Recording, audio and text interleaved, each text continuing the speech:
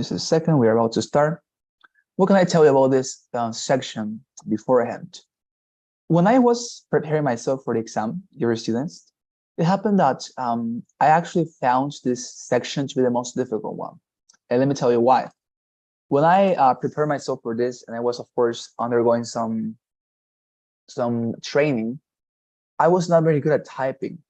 And, for those of you who are going to take this exam, whether in the IBT version or the home IBT version, typing is going to be an essential ability and skill you need to perfect. For some people, this is very easy because they work at the office, right? They are normally writing on the computer through a keyboard, and it is not very much difficult for them to write down. Nonetheless, for some people who are not used to this, it's very difficult, right, to write down a lot of words and fastly, and also very much correctly, right? And succinctly with a keyboard. Because of course, some people, although they write down very fast, they don't write down correctly, right? They always commit mistakes with the keyboard. Of course, that implies some wasted time. So as I say, I found this to be very much difficult because I was not very good at typing. But I tell you this because I actually managed to improve very much in a very much reduced amount of time. And I trust that is exactly going to be your case, right? So don't worry about it. Let's start this very much positively and also very much optimistically, all right? Well, let us start then. Let me share my screen. Share sound, and let's go. Well, of course, I have prepared a presentation for you, and let us meditate on this. Well, type of writing section. As you can see, we are now moving on to a new part. Well, let us start then with some general aspects. I think that is very important, right, when discussing this. Well, what can I tell you about this section? The test writing section is designed to measure your ability to write in English in an academic setting, and you're expected to be able to present your ideas in a clear, well-organized manner. Now, this is interesting. Why? It's interesting because I actually can tell you by experience that if you are taking this exam because you want to apply to American or European universities, some universities are actually very much picky and very much selective with regard to their applicants when looking at this particular section. Why? I remember, for example, I was applying to American University last year. It was called Duke University. Probably you have heard about it. And I remember that for this particular university, what they said in their website was that they were very much interested in applicants who managed to get at least 25 in the writing section. And this was very much appealing to me because I realized that they were actually not very much worried nor concerned about my performances on other sections in the exam. And they actually didn't say anything about those sections in their website, but they merely talked about the writing section. And this is common, trust me, because many universities are actually very much, as I say, concerned with the ability their students will have to do homework, to make assignments, to research, and of course, to write down articles and essays. So if you're planning to apply to American universities, and even if you're planning to use this as a very important element and tool in your CV, my recommendation to your students would be, please try to improve very much for this section and to polish it. Because as I say, it's an essential part that all institutions are looking for, people who are good at typing and they write very much correctly and also succinctly in English, all right? Well, having said that, as you can see here, in the writing section, we have two different tasks, and you are actually already used to this because in the speaking section, we also divided that section into 4 different tasks. In this case, we just have 2 different tasks to complete in this section. And not content with that, you're going to notice that these tasks are actually very, very much identical to the ones that you have undergone in the speaking section. Here we have 2 different tasks. The first one is called integrated writing task, and the second one is called independent writing task. I know that your mind right now is basically making some connections. Your memory is, of course, screaming at you right now. Why? Because these titles or these type of tasks are exactly the same ones you were practicing and performing on in the speaking section. And I think that you guessed correctly. These sections are basically equivalences to those tasks in the speaking section. Of course, in this case, you're not going to speak, but how you're going to respond to these questions by writing essays, because your task or your tasks basically consist in your person writing essays for ETS as responses, are going to be very much similar in a structure, mechanisms, and strategy to the speaking section. Because as I say, they are identical, they are equivalences. But in this case, of course, you're not speaking, but writing, merely writing, okay? Tonight, we are going to be discussing merely one of these tasks. The other one we're going to leave it for next week. But as I say, tonight we're going to discuss the integrated writing task. This integrated writing task, as I say, is an equivalency of the second, third, and fourth task of the speaking section, and basically consists in you receiving information sources, as you did, for example, in the third task of the speaking section. You're going to receive some information sources. You're going to receive them, you're going to analyze them, you're going to take notes on those information sources, and you're going to prepare a summary, as you did in the third task of the speaking section. Of course, your summary this time, you're not gonna say it aloud. No, you're not gonna speak. Sorry. Nonetheless, what you're gonna do is to write down your response as an essay, and that essay is gonna be your summary of both materials. All right. You're gonna have 20 minutes to do this, and as I said, we're going to be discussing this further, so don't worry. And next week, we're going to discuss as well the independent writing task, way more specifically and detailed, all right? Last recommendation or point I wanted to make before we get into the writing task number one, integrated task, is that you'll type your responses on a computer keyboard. This applies to you if you are planning to take the IBT version or the home IBT version. The only case in which you wouldn't be writing down your essays on a computer or through a keyboard would be if you are planning to take the PBT version. I think that is very much unlikely because we're living in the 21st century, and well, I think that we are used to computers. Now, if you are anyways going for the PBT version, don't worry. Everything we're going to discuss tonight, all the templates, the recommendations, it is still applicable to you. The only difference is that, as I say, you don't have to worry about typing, but you're going to write down everything with your own hands, right? If you're taking the PBT version. But if you're planning to take the IBT version or the home IBT version that are more common than the are way more common than the PBT version, well, you have to worry about this. Remember that if you're taking the IBT edition, your test center will offer you an American keyboard. And this is very important. I wanted to remark this before moving on.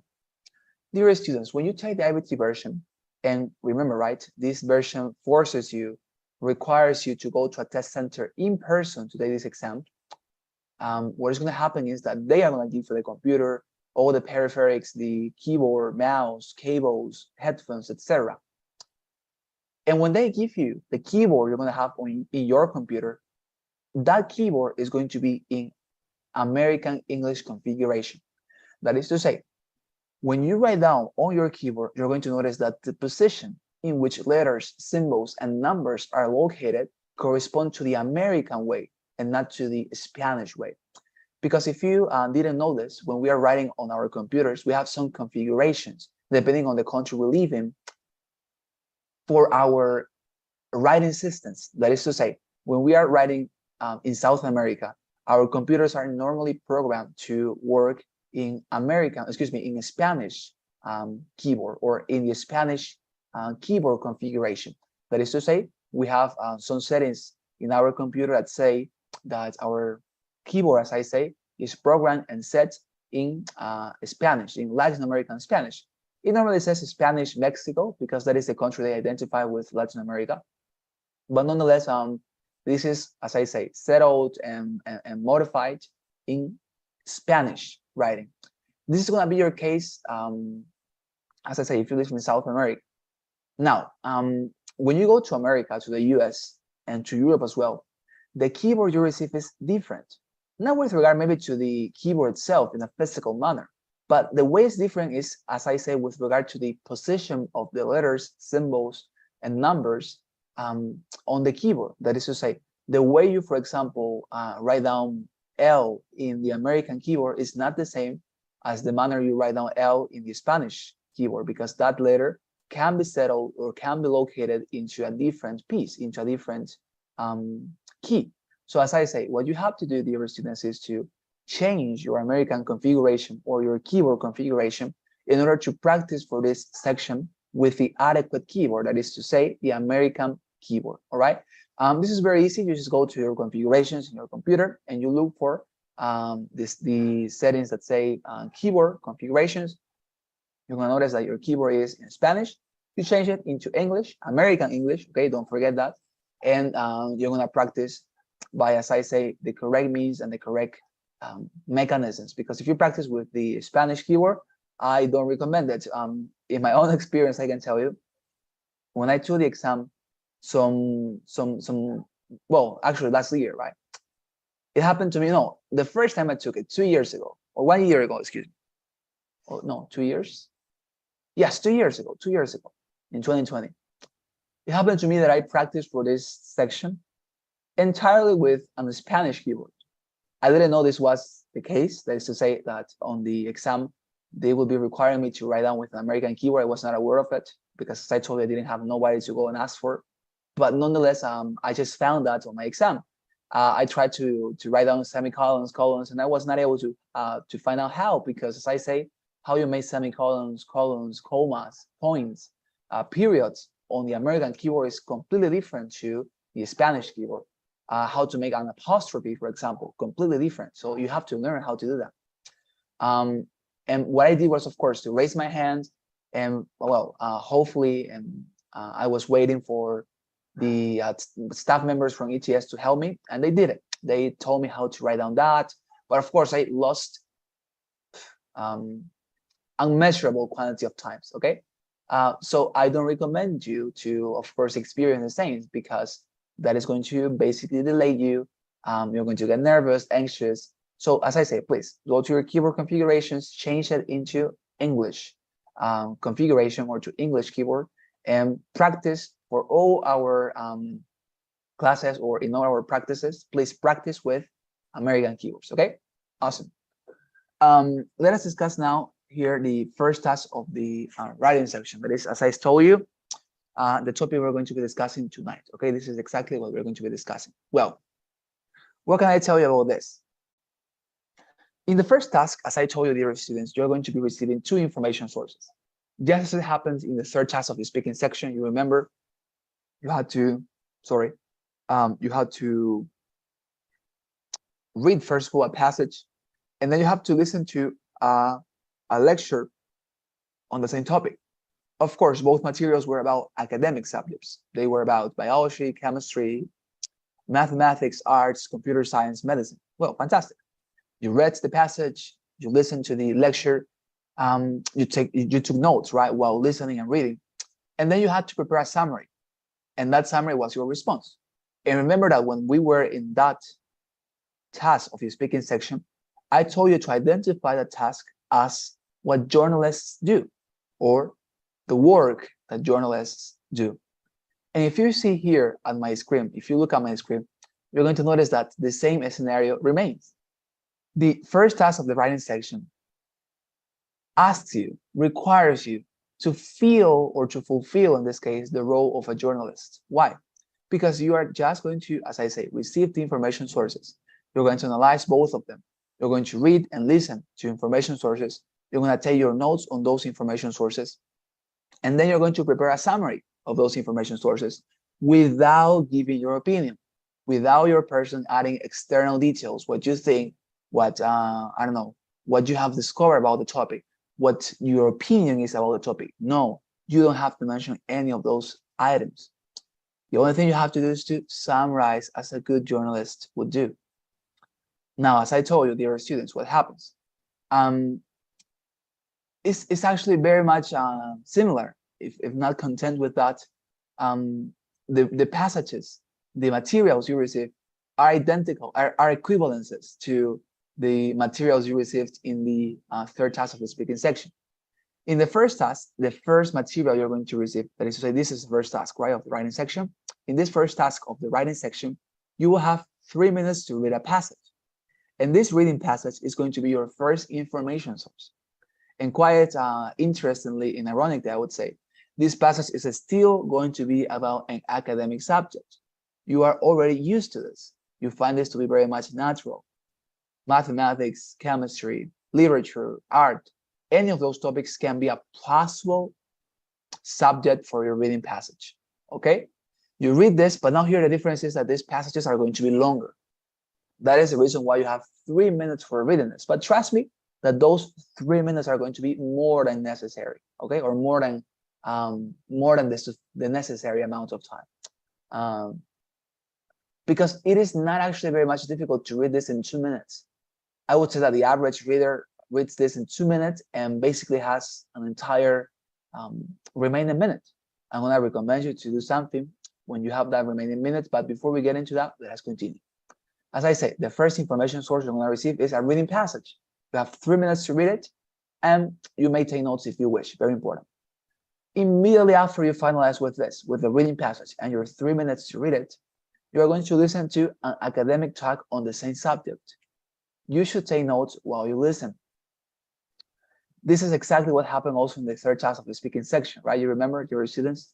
What you received was a reading passage that was, let's say, about Darwin's evolutionary theory. And then on the listening passage, you listen to a professor discussing the exact same topic, Darwin's evolutionary theory. And I think you guessed correctly. That is going to happen this time as well. You are going to read a passage that, as I say, could be about Darwin's evolutionary theory. And in the listening passage, you're going to listen to a professor discussing the same topic and talking about Darwin's evolutionary theory. Now, there is here a very interesting characteristic that is actually endemic of this part of the exam. This is not something you're going to find in any other part, so listen to this. In this case, although both materials talked about the same topic or subject, as I say, always my example, Darwin's evolutionary theory. If that is the case, in the reading passage for this first task of the writing section, the passage will go in favor of Darwin's evolutionary theory, saying that it's a very good explanation of complex organisms, etc.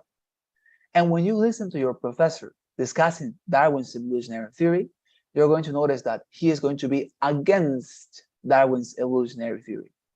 I'm going to repeat.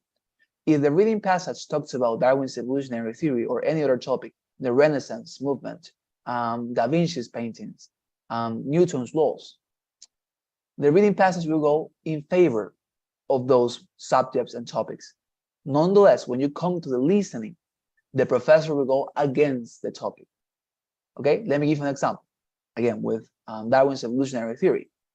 If the reading passage said that Darwin's evolutionary theory is a totally proved and sustained scientific explanation of biological complexity that helps us to explain a lot of transformations in millions of years of evolving organisms on the planet Earth, then the professor, when you listen to his lecture on the same topic, is going to say, no, Darwin's evolutionary theory is not actually a proved nor sustained theory.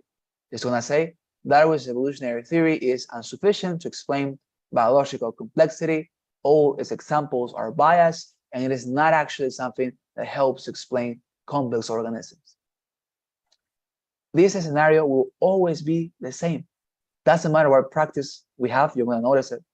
The reading passage will go in favor of the topic, and the listening passage will go against it, or vice versa. Maybe the reading passage goes against the topic, and the listening passage goes in favor of it. But as I say, this is always the scenario. That is to say, there is a contrast, there is opposition between the reading passage and the listening passage. And this is important. Why? Because you're going to notice that in our essay that we're going to write as a summary of these materials, we're going to express that. We're going to make sure that that particular scenario and behavior is expressed and is reflected in our writing. Okay, I'm going to share with you a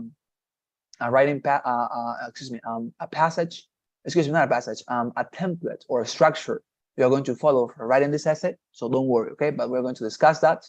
And as I say, it's everything a matter of listening, reading, noticing that contrast between those elements and information sources, and writing an essay in response to that.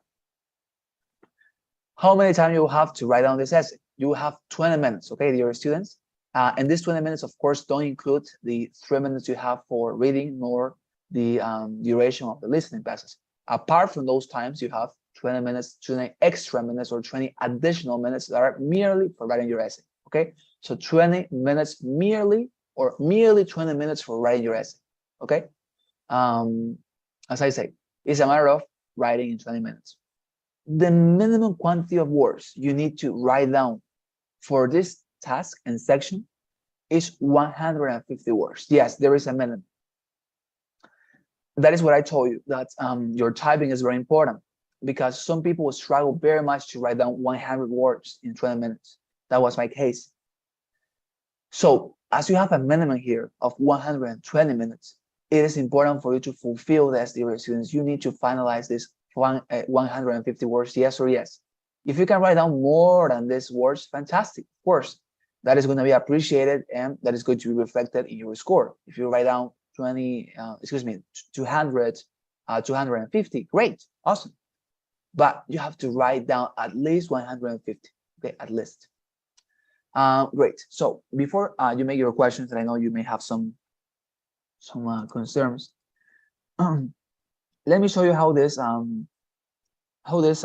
task looks like on the actual exam.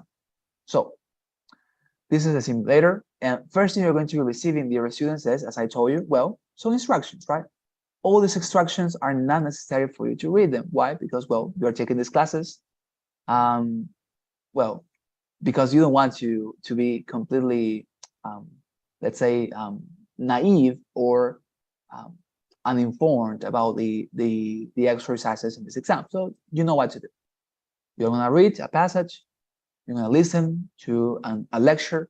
You're going to take notes while reading and listening. You're going to prepare a summary, and that summary is going to be your essay, okay? That must contain, at least, as I told you, 150 words, okay?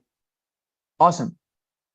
After you read these instructions, you're going to be able to see the reading passage. As you can see, dear students, well, this passage is longer than before, right?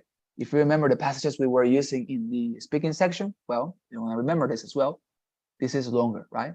That's the reason why you have 3 minutes, okay? So as it happened in the speaking section, you will have here a chronometer, right? On one side of your screen, and you'll be able to see how much remaining time you have. Of course, as I told you, I'm sorry, the writing, excuse me, the chronometer here, the time on the clock will be going backwards. 3 minutes, 2 minutes and 59, 2 minutes and 58, and so on and so forth, okay? Well, as I told you, an average reader takes 2 minutes to read this, okay? So you will have very much likely an extra minute to do something. You can actually press the button next and move on to the other part. I don't recommend you to do so, okay? Why? Because as you're probably gonna have 1 remaining minute to do something, my recommendation to your students would be, when you finalize reading, and you have remaining time, what you should do, instead of pressing next and moving to the next part, is, as I say, stay there for a while, use your minute to start thinking about what is going to be your summary of this reading passage. You have your papers, right? Your sheets of papers. Use them in order to write down what is going to be your summary, more or less. If you remember what we discussed in the previous classes, I told you, right? Whenever we have a lot of information, we need to decide what to include and what to dispense with, because a summary, of course, doesn't mention everything. So apply the recommendations I gave you last time. Look for main ideas, things that are indispensable for people to understand what this is about, okay? Well, after your 3 minutes are over, or of course you can press this whenever you want in order to move on directly to the other part. If you don't want to be there for the 3 minutes completely, well, you press next, and that's it. If you are here for the 3 minutes, well, when your time is over, the computer will take you to the next part, okay? So let's see what we have later. The lecture, as I told you, is going to be a listening passage on the same topic, all right? So what is this reading passage about? This reading passage, we're going to use it, don't worry, as an example. It's about Claudius of Rome. Probably you have heard about him. He's an emperor of the Roman Empire. If you like history as me, well, you know about him. Claudius is, somebody who, as I say, is a very important figure in history. And in this passage, they discuss that he was a fantastic, he was very just, etc. They basically praise him. Okay. Nonetheless, dear students, I'm going to press next. In the listening part, okay, in the lecture, what happens is that, as you're going to be able to listen later, the professor talks about Claudius. Yes, he talks about Claudius, but he says that Claudius was a terrible governor. He said that, etc., etc. He was an unfair, violent ruler. You're going to listen to this, okay? But as you can see, it's a passage. Now listen to part of a lecture on the topic you just read about. It's a passage about Claudius, and we're going to listen to this, don't worry, okay?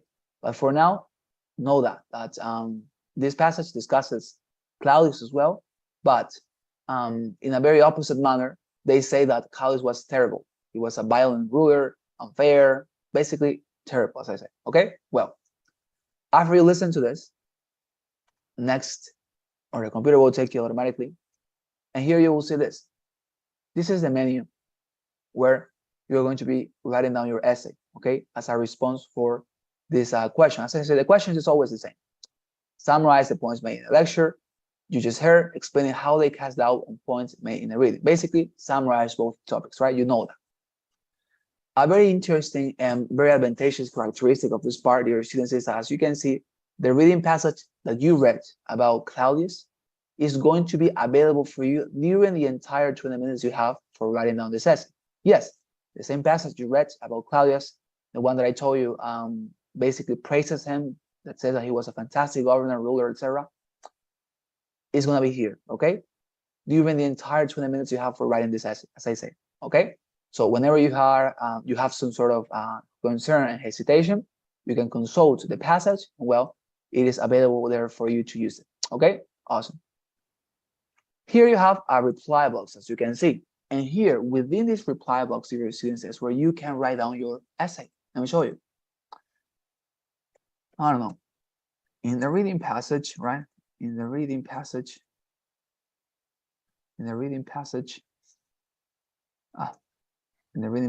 I have lost some practice. We have seen that Claudius was a magnificent governor, right? Something like that. So, as you can see, here is where you're able to write down your essay, okay? And as I say, your essay must be merely a summary, okay, of both passages. Now, something very important. I'm going to change here this, and I'm going to write it incorrectly. Look, guys, what is going to happen. Well, it's time. Great. As you can see here, my computer tells me this wrong governor is incorrectly written. This is happening because I have Grammarly in my computer, dear students. But on the exam, okay, this is not going to be the case. You are not going to have any software that will tell you, as it happens when you are writing in Word, right? Or if you have Grammarly. Nothing is going to tell you whenever you are committing a grammar or orthography mistake. Therefore, you are going to be the only person that must identify all your mistakes and correct them. As I say, nothing is going to highlight words this manner. Happens to me right now because I have Grammarly, but on the exam you will not have Grammarly, no any other software like this, all right? Even if you're taking the IUT Home Edition, the software that ETS gives you enables all those programs. You're not able to use Grammarly, and you have to write down by yourself, okay? So, very important, keep that in mind. Finally, as you can see, below the reply box, you have a word counter. This tells you how many words you have written. Important because you need to remember, you have to write down at least 150 words, remember? So, you continue writing, as you can see, this is going to augment. Nevertheless, we have received a lecture, right? As you can see, it's augmenting. 20, that says it was, well, whatever. So as I say, this is the case, all right? The word counter tells you how many words you're writing. You're writing, excuse me, not written. What is going to happen, dear students? That besides this word counter, right here, there's going to be a button that will say word or hide word counter. If you press that button, your word counter will be hide, okay, or excuse me, hidden. If you pressed it, as I say, your word counter will be hidden. If you press it again, your word counter will appear one more time. This is for people who, I don't know, feel anxious when they are able to see how many words they're writing, and they don't want to be conscious of it until some point later. Well, if that's your case, you press that button, hide the word counter, and it will be hidden. If you press it again, word counter will appear, okay? Final thing, chronometer, right? On one side of your screen, going backwards, as I told you, 20 seconds, 19 and 59, etc., etc. Well, fantastic. This is the menu. Here you will be writing your responses, I say, a summary of both materials, and that is with regard to this topic. Any question, dear students, about this, please tell me. I'm going to be very much glad and delighted to help you. Adriana, Sergio, Jorge, Fabiana, Anaí, Camila, any question about this, everything we have discussed until this point? I have It's a clear. quick question. Okay, dear Anaí, please. What is more important, the reading passage of the lecture? Because what happens if something said in the lecture but not is included in the reading passage? All right, very good question. Thank you, Anaí. Thank you very much. Well, in this case, it's a very good question, as I said. You're going to notice that in the template that we're going to be discussing right now, you don't have to emphasize on any of these topics right now. You're going to write down, as I say, an essay that will include both materials, and I will talk about both materials with regard to the points they have done, with regard to the illustrations they have presented, and basically you're going to contrast those topics. So as I say, there is no preference in this case, as it happens in the speaking section for any of these information sources, but all of them must be included here in the in your essay with the same priority and with the same importance. Okay, so as I say, I'm going to have right now a very good explanation of how to write down the essay, and you're going to notice that our template, the one that we're going to follow, doesn't allow us to emphasize on one part, but actually forces us and encourages us to write down a very much balanced summary that contrasts both material sources. Okay, you're right? Is that fine? Yes, thank you. My pleasure. Any other question, dear students? Something that I could clarify with regard to anything we have said until this point?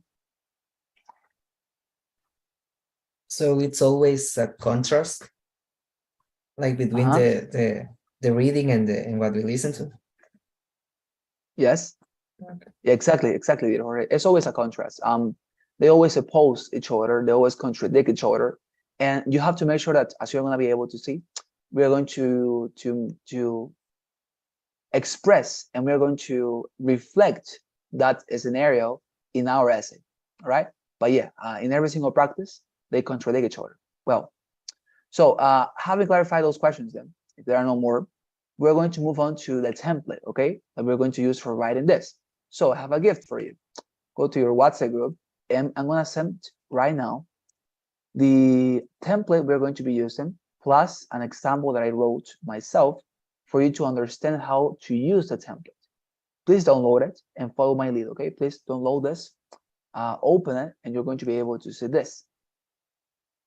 Here you have the template for the writing task number 1. That is the, of course, is our concerned topic tonight. Now, as you can see, the template basically consists of 2 different parts, introduction and body. You don't have a conclusion here. You're going to be able to know why, but as I say, introduction and body.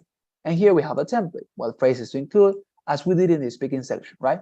Well, if you scroll down a little bit, you're going to be able to see another page. And this page, as I told you, contains the essay that I wrote for you to understand the structure, because I have used this template and the structure with the same sentences and phrases in an essay responding to the question of the passages that we have seen right here about the Emperor Claudius. We're going to read this together right now, okay? And then we're going to listen to this lecture on Claudius, as I told you, so that we can later on analyze both materials together and to apply the template and the structure into an essay that represents our response, our summary response for this question, okay? So I'm gonna paste this reading passage, as I say, about Claudius, well, to the WhatsApp group as well, because here our chat box doesn't tolerate it. And please accompany me, okay? I'm gonna read this aloud here, and I'm gonna give you 3 minutes to all of you, because we're just practicing, but I'm gonna read this aloud, and you're going to be able to see, all right, how this works.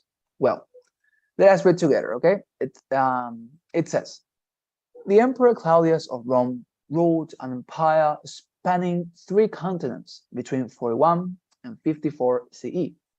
His reign was of massive importance to the history of ancient European civilization.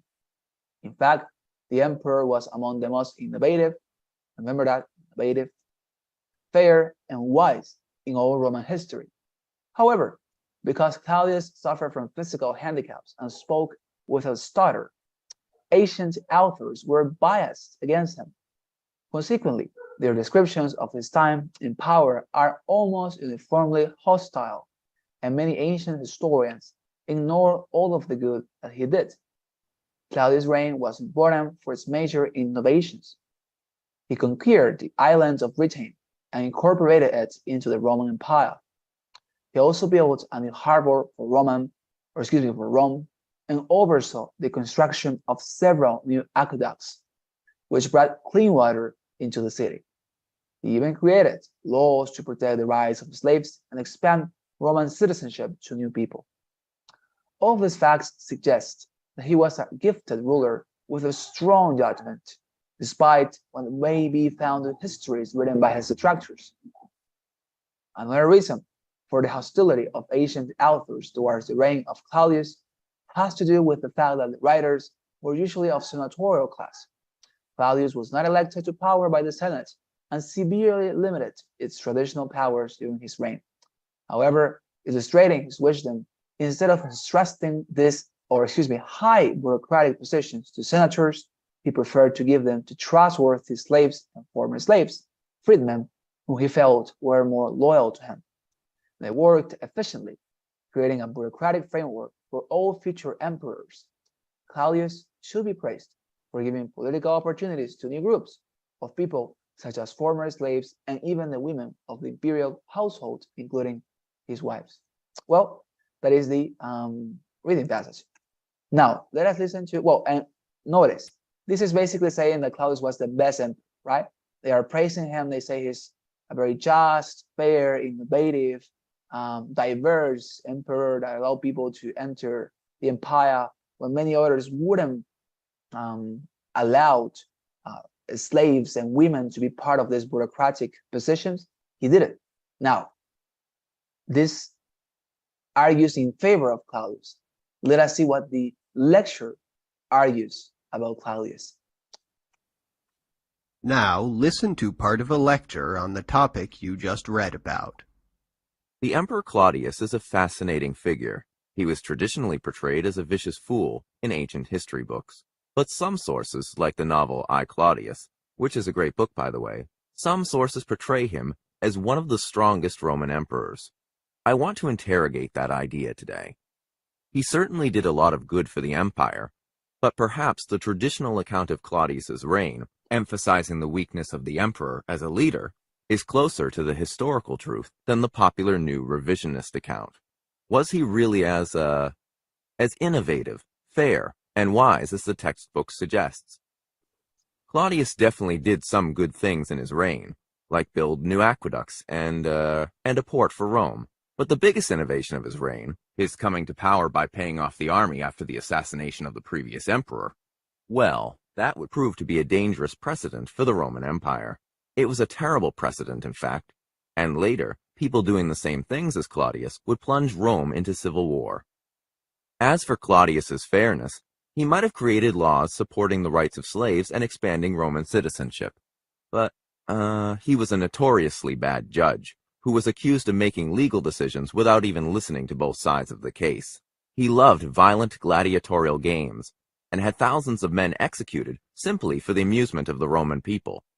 He even conquered Britain to win prestige, destroying its indigenous peoples. So I wouldn't exactly call this very fair behavior.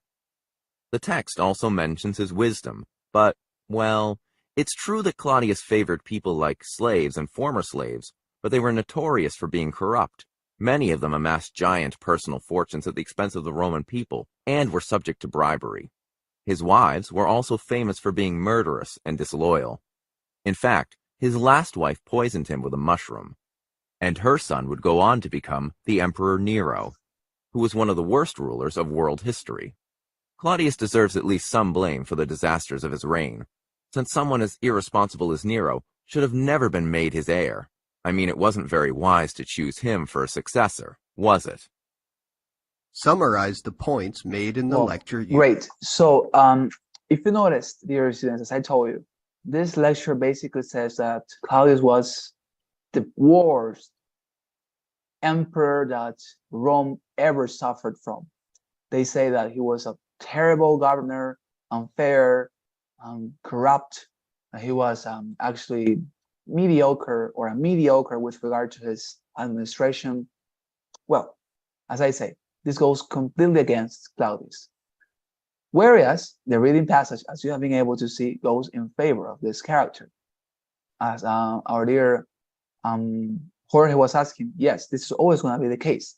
This is an area of contrast, opposition between passages will always remain.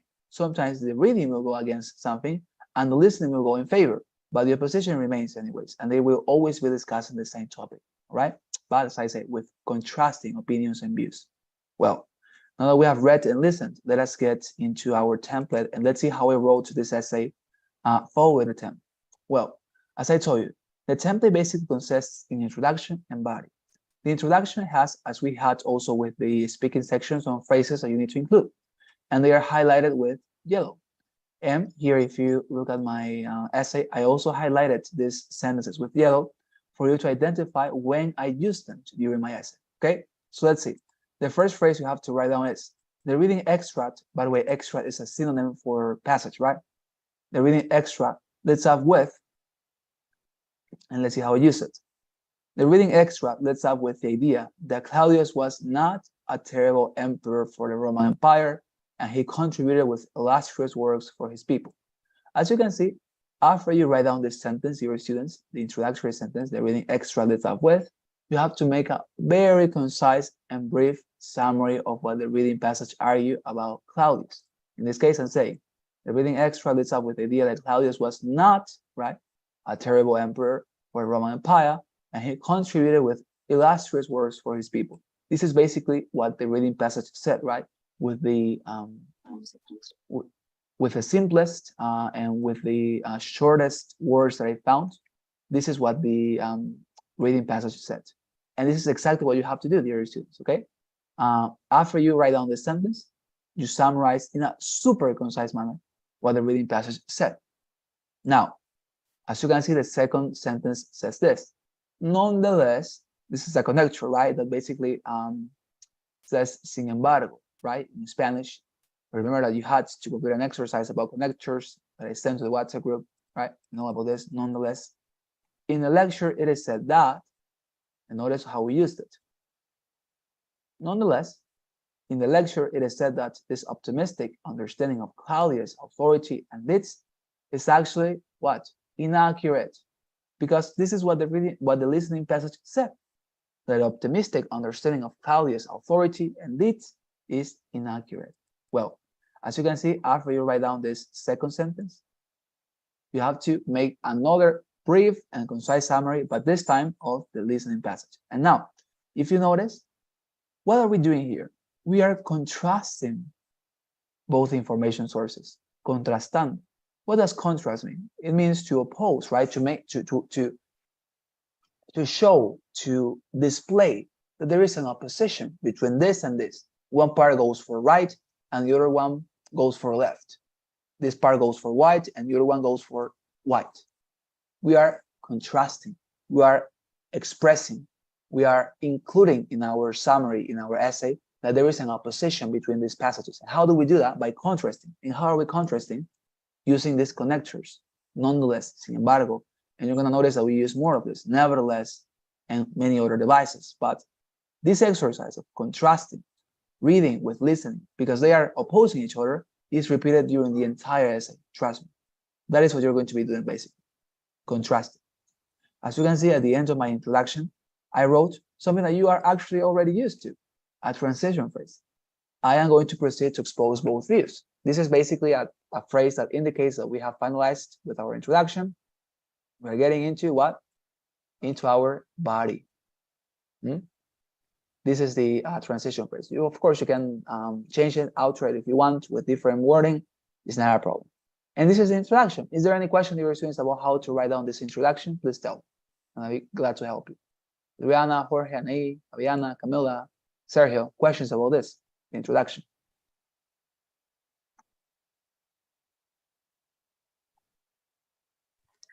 No, Carlos, I'm fine. No questions. Okay, thank you very much. What about you guys? No? All right, fantastic. No question. Well, when you finalize with your introduction, you move on to the body of the essay. What is the body? If you notice, this was basically the first summary we did of the reading passage and listening passage, contrasting, right? That was the introduction. The body will be exactly the same, but more detailed and specific. I repeat, the body will be, again, a summary of the reading passage and the listening passage, but more detailed and specific. Remember that, as we are used to, all passages in a TOEFL exam contain points and illustrations, right? Points and illustrations, points and illustrations. In the reading passage, we saw 3 different points. And in the listening passage, we also saw 3 different points. What we're going to do is to summarize those points and to contrast them, no more than that. Look at what I have here as a template. Firstly, in the reading passage, it is saying that, and let me show you how I used it. Firstly, in the reading passage, it is saying that Claudius was very innovative. Why did I write this? Because this is exactly what the reading passage said. It was the first point made in the reading passage about Claudius' great reign. I told you, right, to remember this. He was very innovative. Firstly, in the reading passage, it is claimed that Claudius was very innovative. I'm just summarizing what the reading passage said as a first point in favor of Claudius. Here I am complementing. That is to say, he came out with remarkable works and reforms for the Roman Empire. As you can see, I'm not giving my opinion here, nor adding external details. I'm merely summarizing what the reading passage said about Claudius, the first point they made about Claudius. What else? Let's go back to the template. Second phrase, nevertheless, we are contrasting again. In the listening passage or in the listening presentation, it is noted that, and let me show you how I used it. Nevertheless, in the listening presentation, it is noted that the only reformation and creative modification Claudius postulated in the Roman Empire was treason. Why do I say this? Because this was the first point made in the lecture. The professor said that Claudius paid off the army to murder the last emperor, and that was imitated by other emperors later on. So, treason. The only modification, the only thing that he brought that was followed by other people in the Roman Empire, treason, right? And here I compliment, namely, he was able to corrupt the Roman armies and to use them for his benefit. Notice that my compliment is not something on my own. It's simply more information that was found where? In the listening passage. This is the first part of the body. Is there any question of how to use it, how to write on this part? Dear students, tell me. Please, questions? Adriana, Jorge, Anaí, Sergio, Fabiana, Camila, questions about the body? No questions. Right, fantastic. Well, great. It's very simple, right? And if you found it simple, fantastic, because what you did here, you're going to repeat it until the end. You don't have anything else to do. Let me show you. Secondly, now we are going to summarize the second point made in the reading passage. Secondly, in the reading excerpt, another synonym for passage, it is pointed out that, let's see how I used it. in the reading excerpt, it is pointed out that Claudius was a stray ruler and judge for his people. Why do I include this? Because this was the second point made in the reading passage about Claudius. I'm merely summarizing and saying that Claudius was a stray ruler and judge for his people. Why? Because this was the second point made in the reading passage about Claudius. Here I complement. Further, he executed justice and collaboration to slaves and facilitated the acquirement of Roman citizenship. This is what the passage said, right? He allowed other people to receive Roman citizenship. Complementing.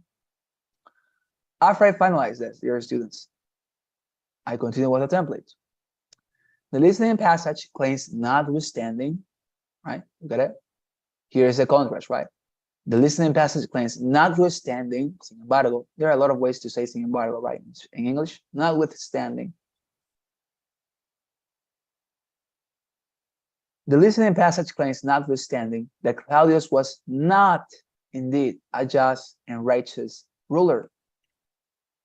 This is what the passage said, right? He was not just nor righteous ruler. Likewise, he is said to have loved violence and the elimination of indigenous weak populations. This is exactly what the listening passage said about Claudius in its second point. What I'm doing is to summarize it, no more than that, right?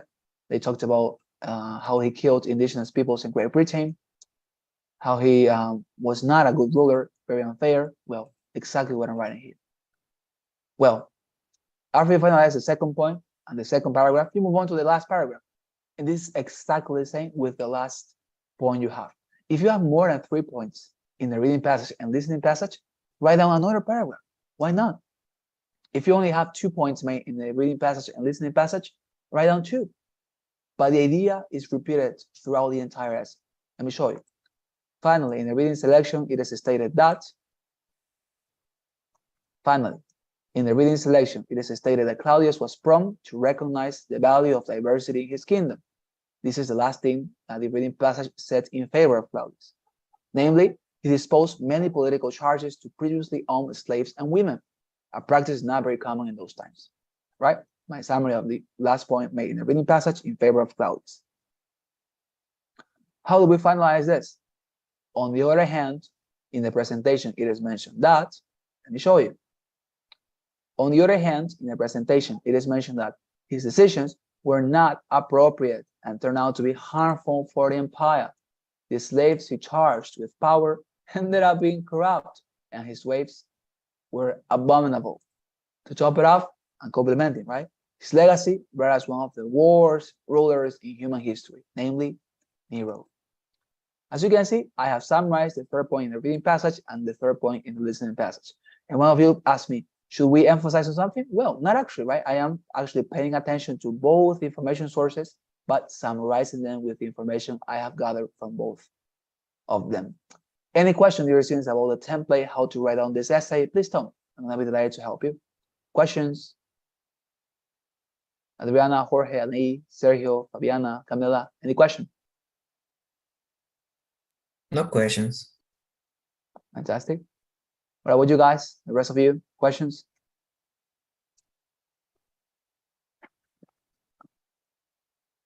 No questions. Fantastic. Thank you very much. All right. So if no questions, then we're going to stop here. Tomorrow, what are we going to do? We're going to practice. All of you are going to write down at the same time. I'm going to show you how, don't worry, tomorrow. But please bring tomorrow your keyboard already settled with American English, okay? That is your only home. I'm going to tell your assistants, please don't go, all right? And please, your students, help me with the traditional poll that we always feel, okay? You know that you help me a lot. So please help me with that. And let us get into the list. If you have any question, please feel free to express it. See.